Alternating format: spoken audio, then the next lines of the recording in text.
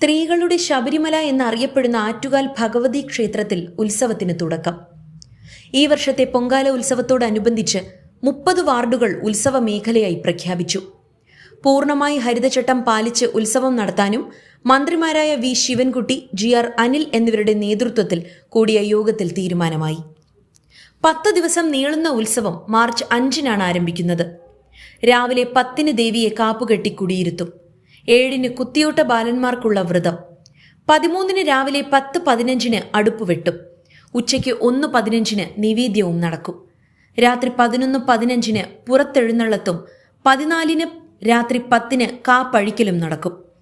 പുലർച്ചെ 1-ന് നടത്തുന്ന കുരുതി തർപ്പണത്തോടെയാണ് ഈ വർഷത്തെ ഉത്സവം സമാപിക്കുന്നത്.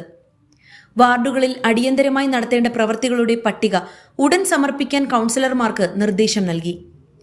അനുമതി വാങ്ങിയ ശേഷമേ ഫ്ലെക്സ് ബോർഡുകളും ബാനറുകളും സ്ഥാപിക്കാവൂ എന്നും നിർദ്ദേശമുണ്ട്.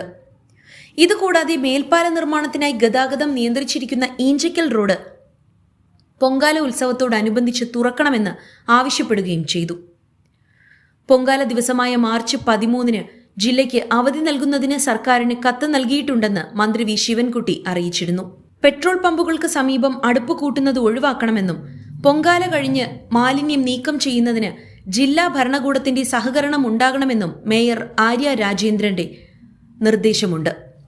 സുരക്ഷയ്ക്ക് 2 ഘട്ടങ്ങളിലായി 3000-ലധികം പോലീസ് ഉദ്യോഗസ്ഥരെ വിന്യസിക്കുമെന്നും വിവിധയിടങ്ങളിൽ പാർക്കിംഗ് നിയന്ത്രണം ഏർപ്പെടുത്തുമെന്നും സിറ്റി പോലീസ് ഉദ്യോഗസ്ഥരും അറിയിച്ചിട്ടുണ്ട്. ഇത്തവണയും വളരെ വിപുലമായ രീതിയിൽ തന്നെയാണ് പൊങ്കാലയ്ക്ക് നഗരം ഒരുങ്ങുന്നത്. ഇനി ഭക്തിസാന്ദ്രമായ 13 ദിനങ്ങൾ. പൊങ്കാല അർപ്പിക്കാനായി എത്തുന്ന ഭക്തജനങ്ങൾ പ്രധാനമായും ശ്രദ്ധിക്കേണ്ട ചില കാര്യങ്ങൾ. നിങ്ങൾ കൊണ്ടുവരുന്ന പ്ലാസ്റ്റിക് ഉൽപ്പന്നങ്ങൾ ഉപയോഗിച്ച ശേഷം ദയവായി ഉപേക്ഷിച്ചിട്ട് പോകാതെ ഇരിക്കുക. സംഘാടകർ നൽകുന്ന കുപ്പിവെള്ളത്തിന്റെ ബോട്ടിലുകൾ വഴിയിൽ ഉപേക്ഷിക്കാതിരിക്കാൻ ശ്രദ്ധിക്കുക. ഭക്തജനങ്ങൾക്ക് പ്ലാസ്റ്റിക് ഉൽപ്പന്നങ്ങൾ നൽകാതിരിക്കാൻ സംഘാടകരും പ്രത്യേകം ശ്രദ്ധിക്കണം. പൊങ്കാല അർപ്പിക്കാൻ എത്തുന്ന ഭക്തർക്ക് ശുദ്ധമായ വെള്ളവും ഭക്ഷണവും എത്തിച്ചു നൽകേണ്ടത് സംഘാടകരുടെ ഉത്തരവാദിത്തമാണ്. കൃത്രിമ നിറങ്ങളും വൃത്തിഹീനമായ സാഹചര്യത്തിൽ നിന്ന് ലഭിക്കുന്ന ഐസും ഉപയോഗിച്ച് നിർമ്മിക്കുന്ന പാനീയങ്ങൾ ദയവായി വിതരണം ചെയ്യാതിരിക്കുക. ഹരിതചട്ടം പാലിക്കുവാൻ നിങ്ങളോടൊപ്പം തേർഡ് ഐ വിഷനും കൈകോർക്കുന്നു.